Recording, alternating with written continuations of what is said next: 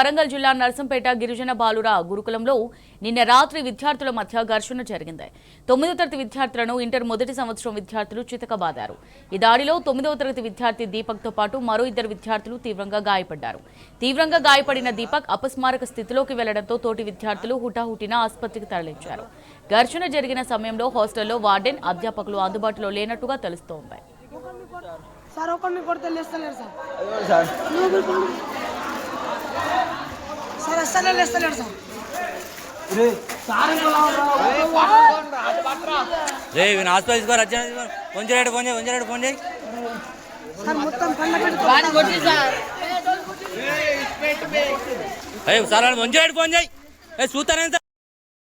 అడ్డమడుతుంటే అరే ఫోన్ చేయవా బాధ్యత నెక్కితే కూడా అరే వాడు ఆగమని చేస్తుండే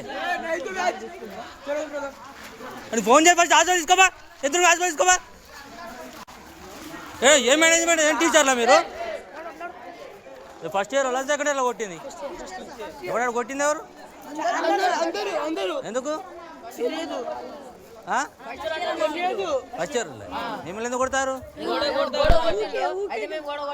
అయితే వాళ్ళని కొడతారు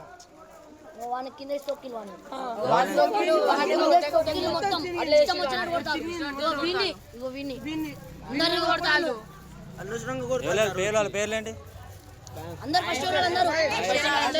ఏ బ్యాచ్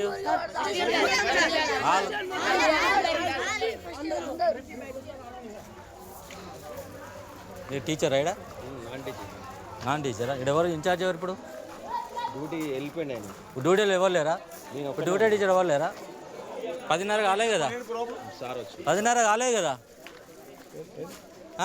ఇంటర్ ఫస్ట్ ఇయర్ వాళ్ళు 9th క్లాస్ బాగా కొట్టింది సార్ ఇవాళ కంప్లైంట్ చేస్తారు మీకు సార్ పంచారు ఎవరు కొట్టిరు తిన్నా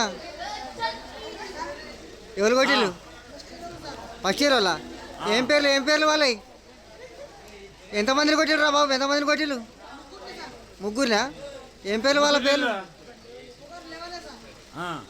వాళ్ళ పేర్లు ఏం పేరు ఫస్ట్ ఇయర్ వాళ్ళవి ఎంతమంది కొట్టిళ్ళు మొత్తం అందరూ వచ్చి ముగ్గురే కొట్టిలా సార్లు ఇట్లా ఇవ్వలేరు అయిడా నైట్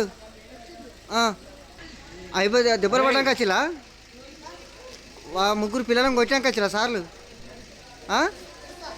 అంతేనా ఒక అటెండర్ ఒకడే ఉన్నాడు. రైట్గా దీనికి సంబంధించి మరిన్ని డీటెయిల్స్ మా రిపోర్టర్ రవికాంత్ అందిస్తారు. రవికాంత్, మరి వరంగల్ జిల్లా నర్సంపేట గురుకులంలో విద్యార్థుల మధ్య ఘర్షణ జరిగినట్టుగా తెలుస్తుంది. 3 విద్యార్థులు గాయపడినట్టుగా కూడా తెలుస్తుంది. మరి ఆ టైంలో అధ్యాపకులు కానీ వార్డెన్ కానీ అందుబాటులో లేనట్టుగా తెలుస్తుంది. మరి దీనికి సంబంధించి పూర్తి డీటెయిల్స్ ఏ విధంగా ఉన్నాయి రవికాంత్?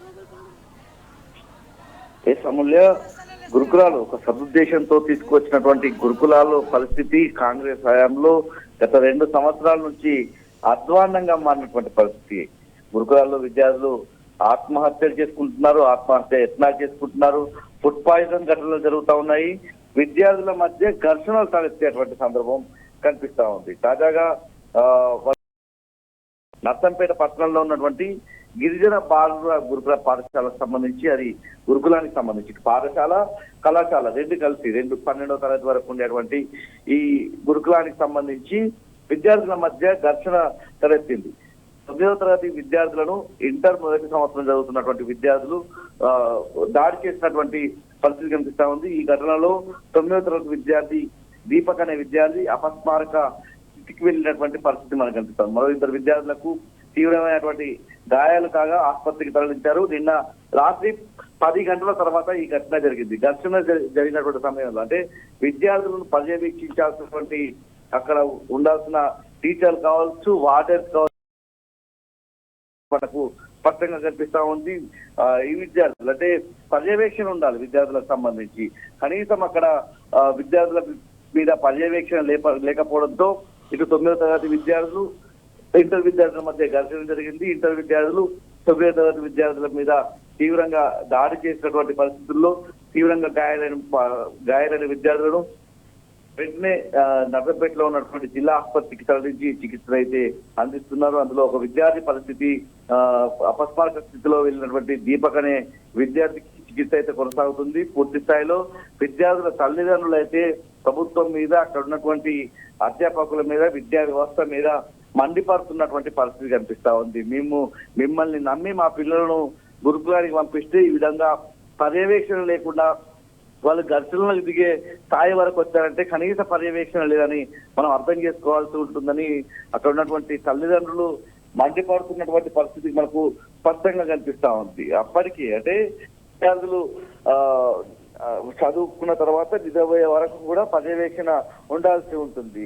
ఇంత జరుగుతున్నా కూడా కనీసం పట్టింపు లేదు. విద్యార్థుల మధ్య ఘర్షణ జరిగిన తర్వాత ఉన్నటువంటి టీచర్స్ కావచ్చు, వార్డెన్ కావచ్చు చేరుకున్నటువంటి పరిస్థితి. అప్పటికి కూడా విద్యార్థులను క్రమశిక్షణ చర్యలు తీసుకునే విధంగా అంత రాత్రి చలిలో ఆ సంఘటన జరిగిన తర్వాత ఆరు బయట విద్యార్థులను రోల్ కాల్ కూర్చోబెట్టిన పరిస్థితి. చలిలో వణుకుతూనే ఆ రోల్ కాల్లో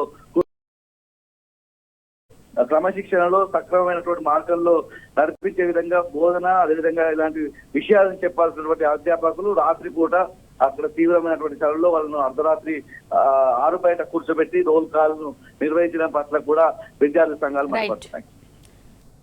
రైట్, థ్యాంక్ యూ రవికాంత్.